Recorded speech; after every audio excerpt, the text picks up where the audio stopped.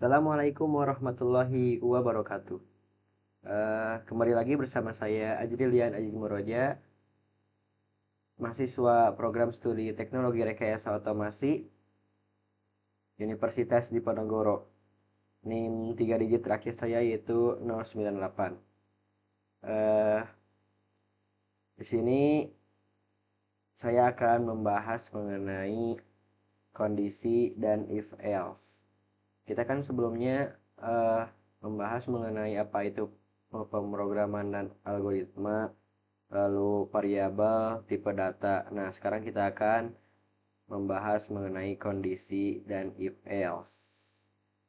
Oke, next. Kondisional. Apa sih kondisional itu? Kondisional adalah struktur logika dalam pemrograman yang memungkinkan sebuah program membuat keputusan berdasarkan suatu kondisi. Dengan kondisional, alur program tidak hanya berjalan lurus dari atas ke bawah, tetapi bisa bercabang sesuai hasil evaluasi kondisi true atau false. Nah, jadi kondisional itu jadi memungkinkan. Jadi tidak hanya si program itu tidak hanya berjalan dari atas ke bawah, tetapi nanti ada yang bisa bercabang kayak gitu. Nah, ciri utama dari kondisional yang pertama selalu melibatkan ekspresi logika yang menghasilkan nilai boolean, yaitu benar atau salah. Yang kedua, digunakan untuk memilih jalur eksekusi dari beberapa kemungkinan. Yang ketiga, membuat program menjadi lebih dinamis dan cerdas karena bisa bereaksi terhadap situasi yang berbeda. Jadi kondisional itu jadi nantinya akan bisa lebih kompleks, tidak tidak lurus saja, tapi nanti ada misal kondisinya tidak benar, nanti ada cabang lagi, cabang lagi, cabang lagi gitu. Nah, membuat program menjadi lebih dinamis. Nah, selanjutnya, bentuk kondisional dalam pemrograman. Nah, yang pertama ada if. If yaitu menjalankan blok kode hanya jika kondisi bernilai benar. Nah, dipakai untuk mengecek kondisi. Nah, contohnya, jika umur lebih dari sama dengan 17, maka boleh membuat KTP. Nah, ini contoh ininya. Ini lebih dari berarti lebih dari sama dengan berarti 17 termasuk termasuk boleh boleh membuat KTP. Nah, yang kedua eh, yang bentuk kedua kondisional yaitu if else, menyediakan alternatif jika kondisi bernilai salah. Contohnya, nilai sama dengan 60. Jika nilai lebih dari sama dengan 75, maka akan lulus. Tetapi jika tidak memenuhi syarat lebih dari sama dengan 75, maka tidak lulus. Karena nilainya 60, maka hasilnya akan tidak lurus. Selanjutnya yang ketiga, bentuk kondisional yaitu if, elif, else, memeriksa beberapa kondisi berurutan yang digunakan ketika ada lebih dari satu kondisi. Yang kedua, program mengecek kondisi dari atas ke bawah berhenti di kondisi pertama yang bernilai benar. Misal ini nilai nilai 85. Jika nilai lebih dari sama dengan 90 menghasilkan A. Lainnya jika nilai lebih dari sama dengan 75 menghasilkan B. Lainnya lagi bernilai C. Nah, karena ini lebih dari sama dengan 75, maka ini akan mengeksekusi yang print B, yang ini, yang elif nilai sama dengan lebih dari sama dengan 75. Nah, ini tidak akan terjalankan karena ini udah memenuhi syarat yang kedua, ini udah bernilai benar. Nah, selanjutnya bentuk kondisional dalam flowchart. Nah, dalam flowchart, kondisional digambarkan dengan simbol belah ketupat. Nah, misal ini gambarnya harusnya simbolnya harusnya belah ketupat. Nah, ada kondisi, lalu ada benar atau salah. Nah, jika benar maka dia akan melakukan aksi.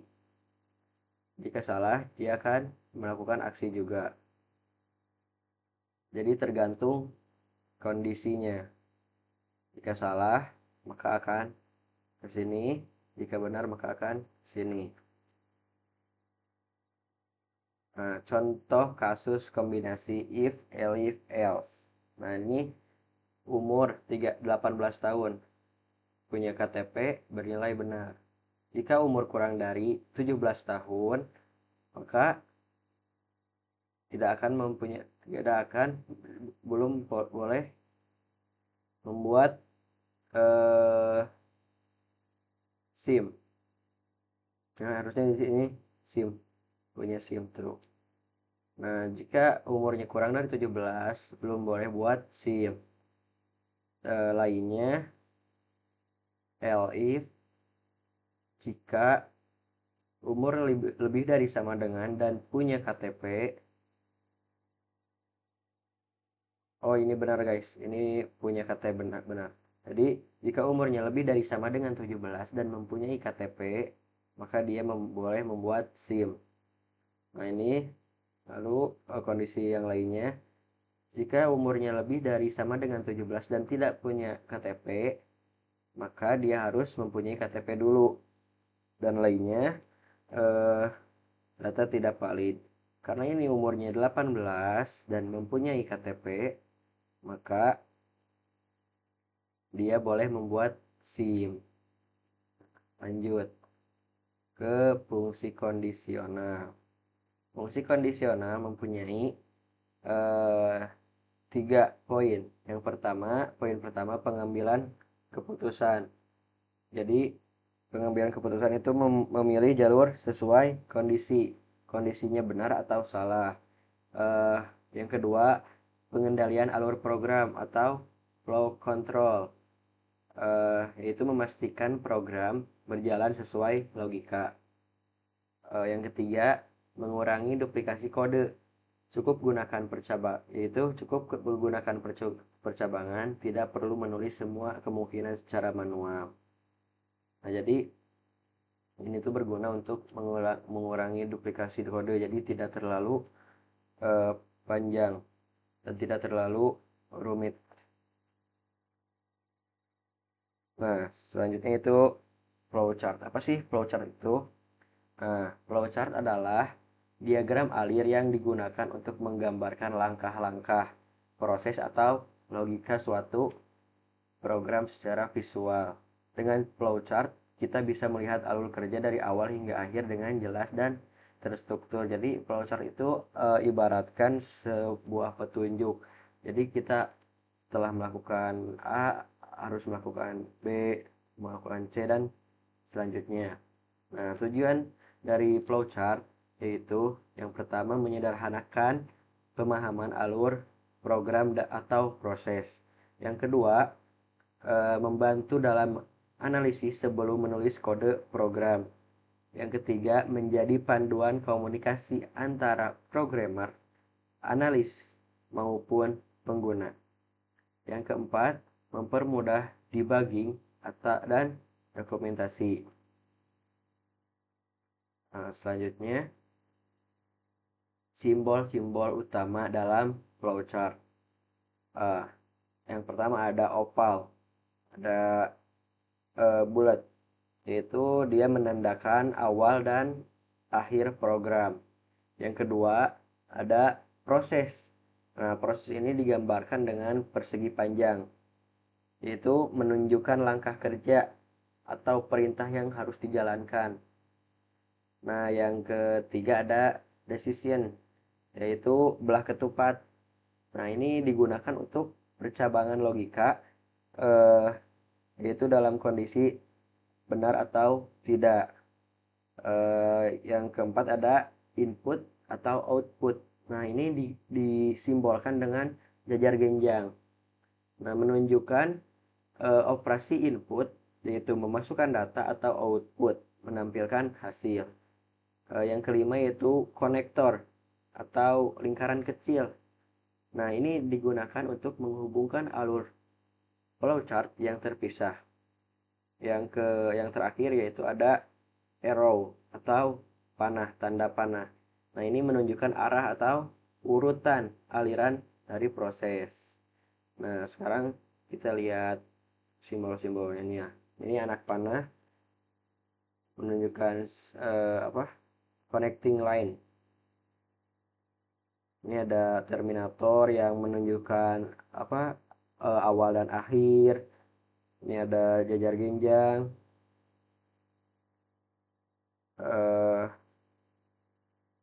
Simbol yang menunjukkan input output. Nah, ini input output.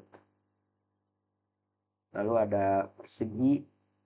Tadi persegi menunjukkan mengenai simbol yang menyatakan suatu proses. Nah, yang ini belah ketupat, simbol yang menunjukkan kondisi. Jadi seperti tadi yang saya jelaskan, mulai tandanya yaitu dengan bulat, yang selanjutnya itu jajar genjang, itu memasukkan input output. Nah, ini persegi itu menunjukkan proses. Lalu ini belah ketupat itu menunjukkan kondisi. Ini input output.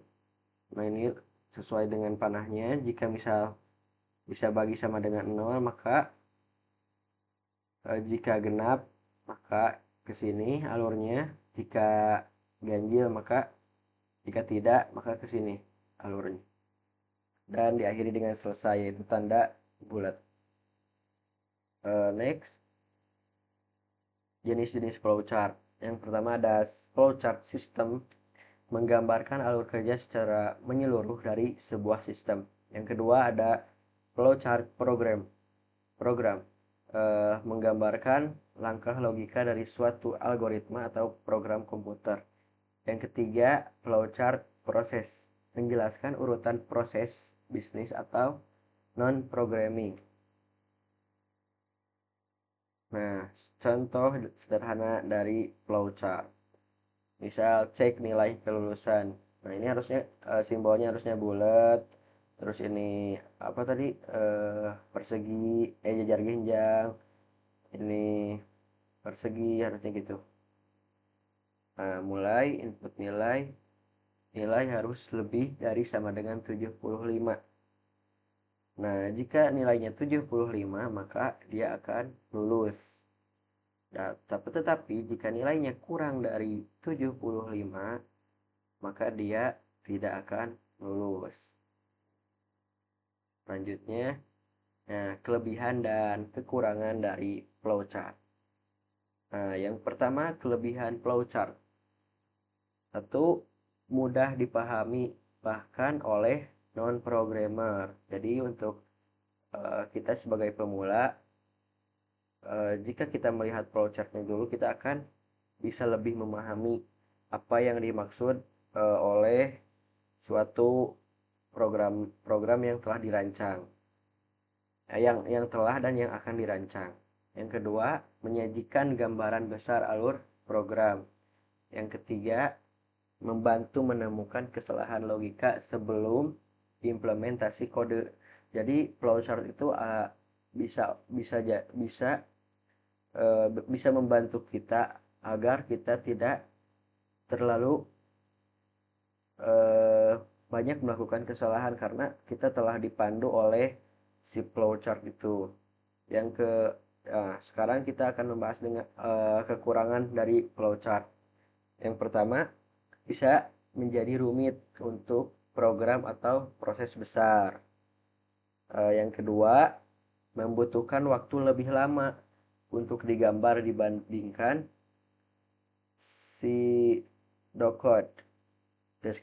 yaitu deskripsi algoritma dalam bahasa manusia sederhana. Jadi kalau misal kita kan misal yang udah paham banget, jadi tidak perlu ada flowchart karena dia telah memahami bagaimana alurnya. Tapi karena kita sedang belajar, jadi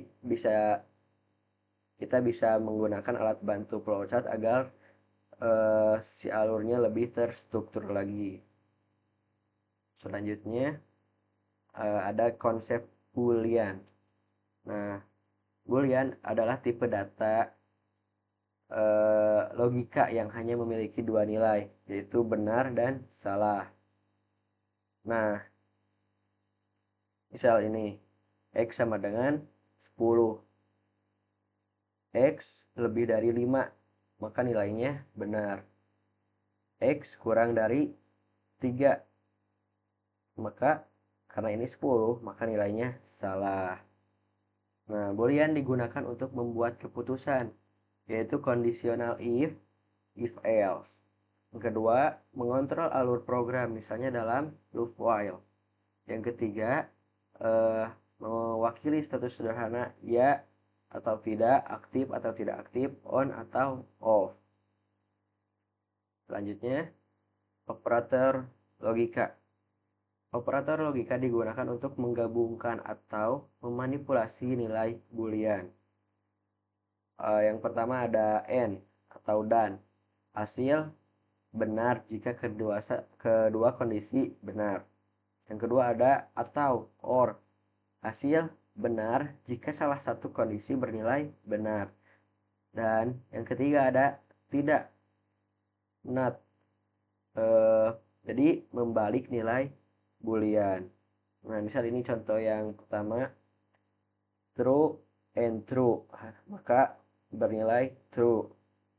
Yang selanjutnya true and false, maka nilainya salah.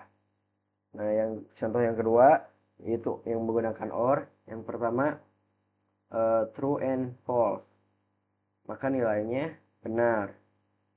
uh, False or false, maka nilainya false. Nah, ini kan kenapa jadi yang atau cukup salah satu ada yang bernilai benar, maka dia akan bernilai benar. Nah, jika yang dan harus dua-duanya benar, maka akan bernilai benar.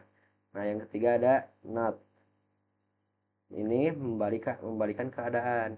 Jika true, maka hasilnya akan salah, bernilai salah. Jika salah, maka hasilnya bernilai benar. Selanjutnya, contoh gabungan, yaitu Boolean. Contoh gabungan antara Boolean dan operator logika. Kondisi umur lebih dari sama dengan 17 dan punya KTP. Dievaluasi hasil Boolean benar atau salah. Jika benar, eksekusi blok pertama, jika salah, eksekusi blok yang lainnya. Misal ini umurnya 20 tahun, dia mempunyai KTP. Jika umurnya lebih dari sama dengan dan punya KTP, maka dia boleh membuat SIM. Jika tidak, maka dia lainnya, yaitu tidak boleh membuat SIM.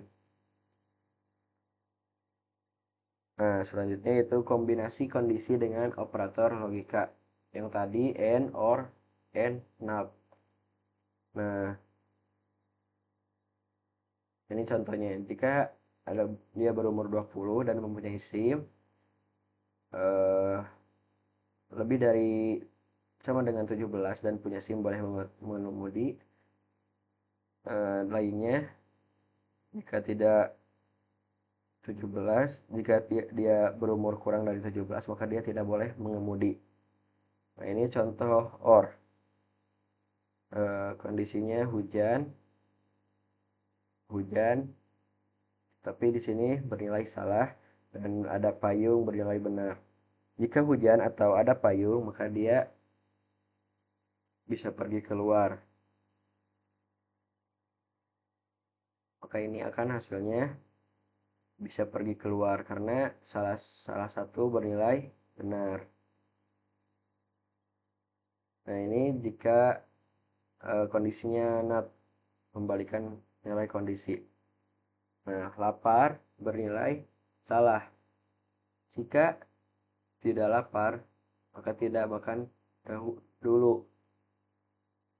Nah, ini akan bernilai eh, kan lapar harusnya kan mencari makanan. Tetapi karena ada not, jadi dia bernilai dia akan menghasilkan tidak makan dulu. Nah, sekian dan selanjutnya kita akan langsung membahas flowchart di eh, Scratch and Python. Nah, jadi sebelum kita ke Scratch dan Replit, kita pertama-tama akan membuat flowchartnya dulu guys. Nah, kita awali dengan ellipse ya. Saya tulis mulai. Lalu kita menambahkan apa tadi input output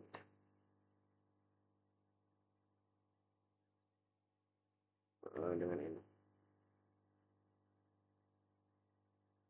mendapatkan suhu.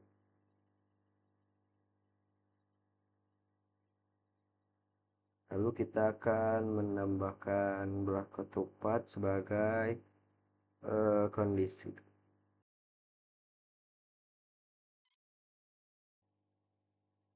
Suhu kurang dari 20 derajat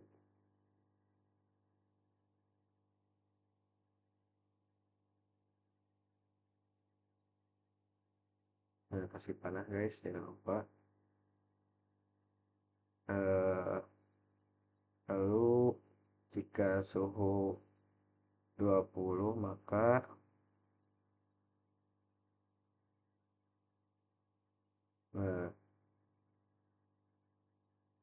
jika suhu 20 maka nyalakan pemanas.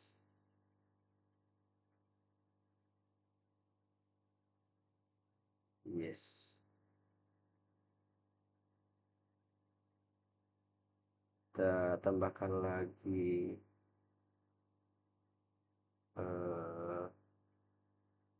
kondisi guys.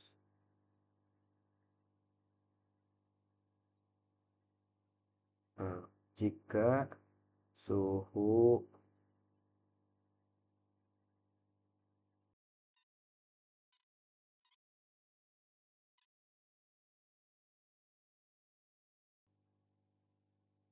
jika suhunya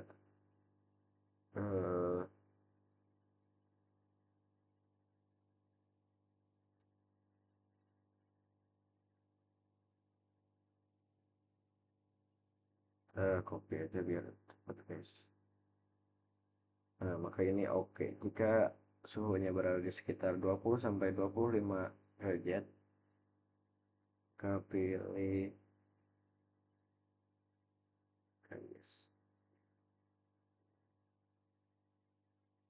Nah, tambahkan lagi kondisi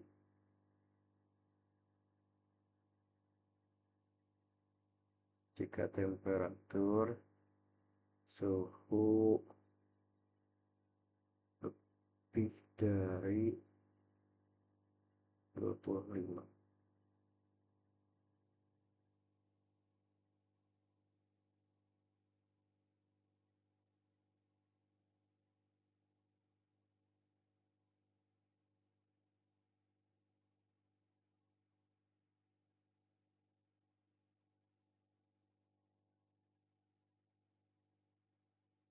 Misalnya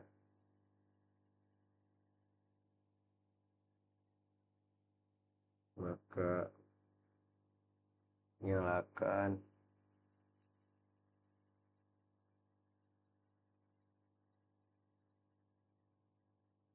pendingin.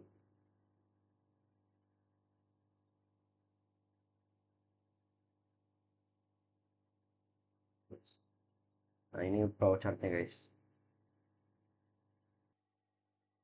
Nah guys, sekarang kita akan mengoperasikannya di rapid. Nah, ini suhunya ada di 26,7. Nah, jika temperaturnya dikurang dari 20, akan memerintahkan untuk menyalakan pemanas. Lainnya, jika suhunya lebih dari 19 atau 20 dan temperaturnya kurang dari 25, maka dia akan mengatakan oke. Dan lainnya, jika eh, melebihi 26, maka dia akan mengatakan nyalakan pendingin. Kita operasikan di sini. Mulai. Tuh. Nyalakan pendingin karena ini berada di atas 25 derajat Celcius. Nah, kita ubah ke angkanya misal dari 15, kita coba.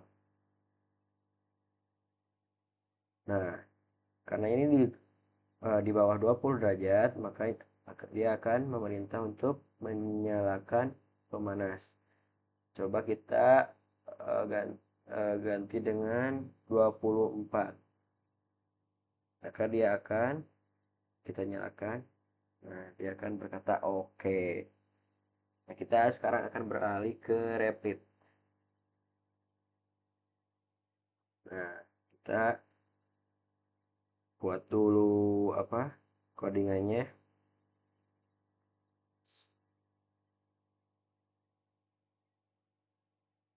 Soal temperatur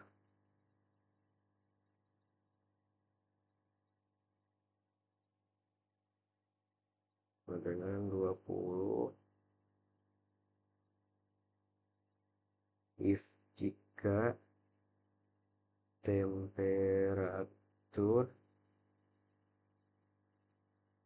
kurang dari 20,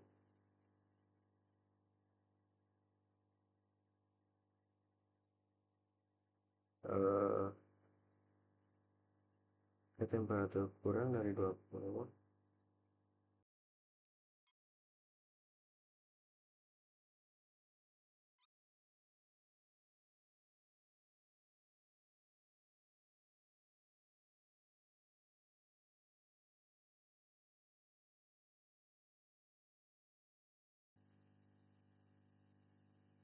Nah guys, saya telah membuat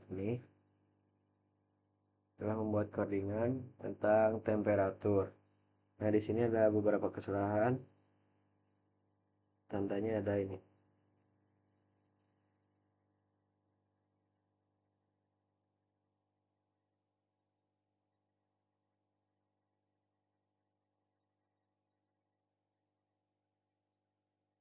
Kita coba jalankan dulu.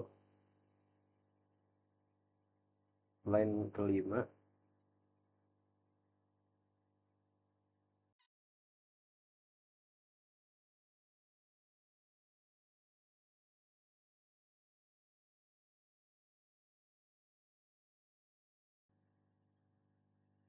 Nah guys, setelah saya perbaiki kesalahan saya tadi, ini telah berjalan.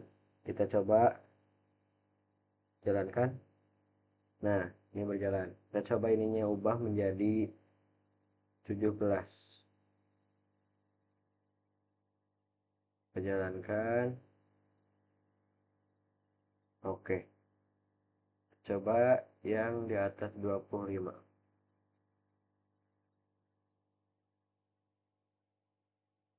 Nah, ini ada di line ke-8. Oh, nah, cuman salah kapitalnya guys. Kita coba jalankan lagi. Tuh. Ini berarti program yang telah dibuat berjalan. Oke, kita selanjutnya akan ke proyek, yaitu proyek mengenai usia mengemudi. Oke. eh, nah guys, kita telah ada di proyek, yaitu apakah kamu cukup umur untuk mengemudi. Nah, di sini ada pilihan negara dari kamu, di mana kamu ingin mengemudi. Di sini ada beberapa pilihan, yaitu Afrika, Meksiko, India, dan Prancis. Nah, ini ada pemilihan negaranya dulu, terus ada umur. Nah, di sini ada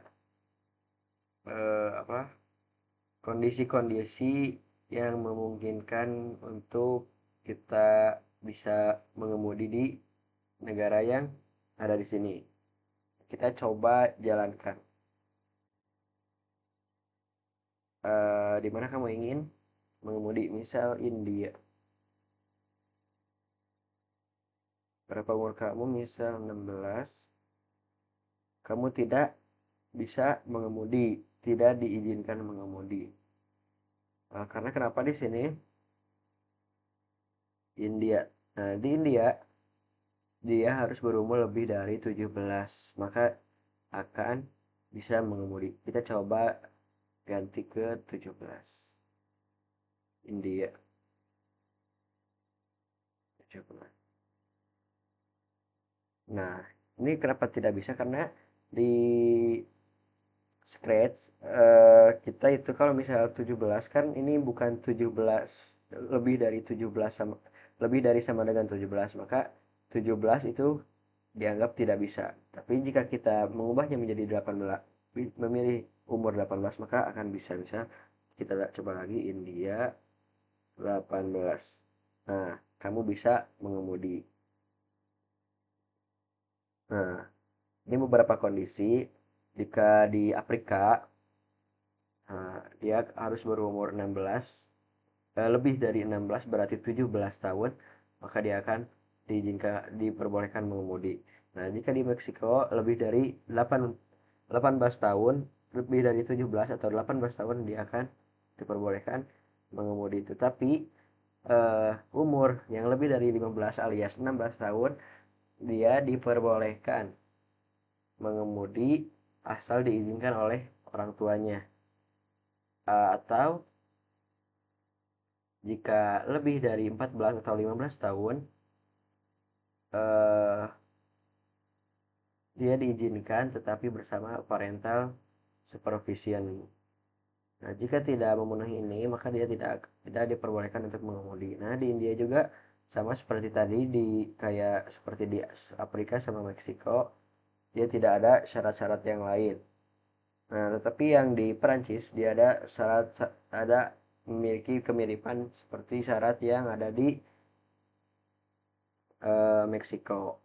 Misal kita coba yang di Meksiko. Kita coba Meksiko. Meksiko.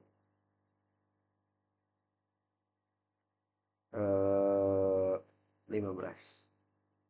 Nah, kamu diperbolehkan asal dengan parental supervision. Kita akan lanjut ke program di Rapid. Nah, oke.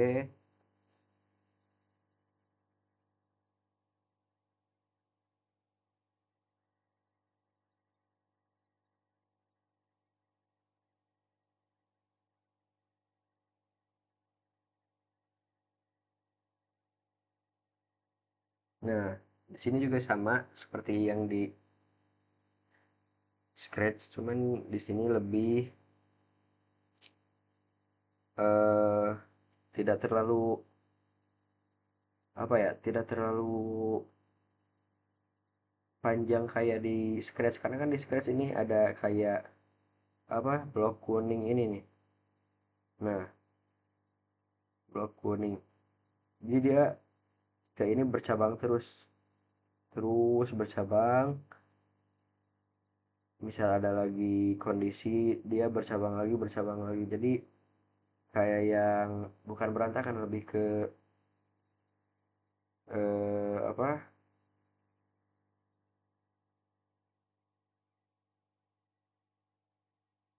lebih ke terlalu banyak elemen.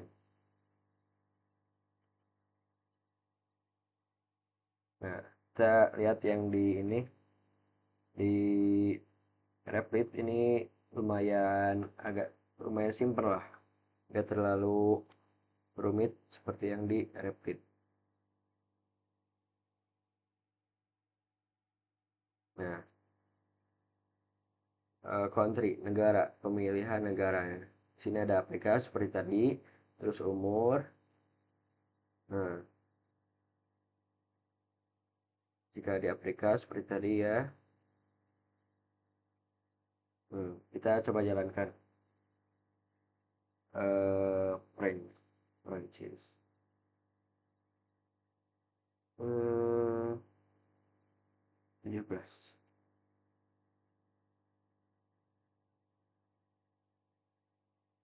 Nah, kenapa?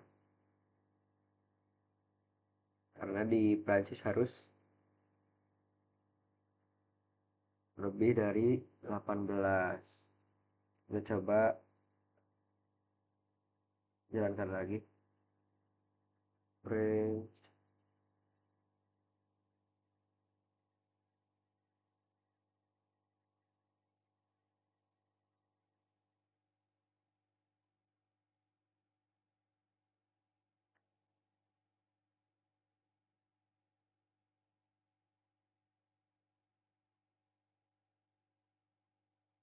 Oh, ini ada kesalahan di sini nih.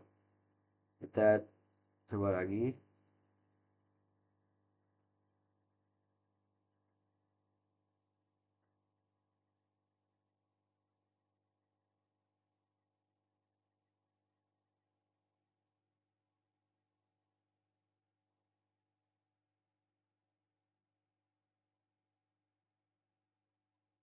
Oh, kenapa ini tidak berjalan? Karena bisa dilihat dari kata French. Ini nggak ada, ini tidak menggunakan huruf kapital.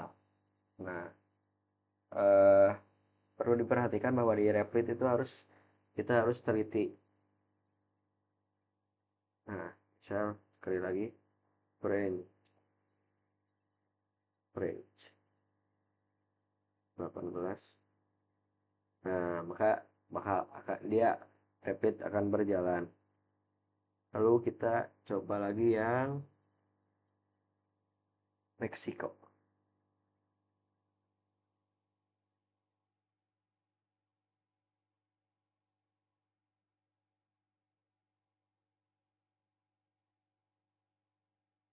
Eh, 16.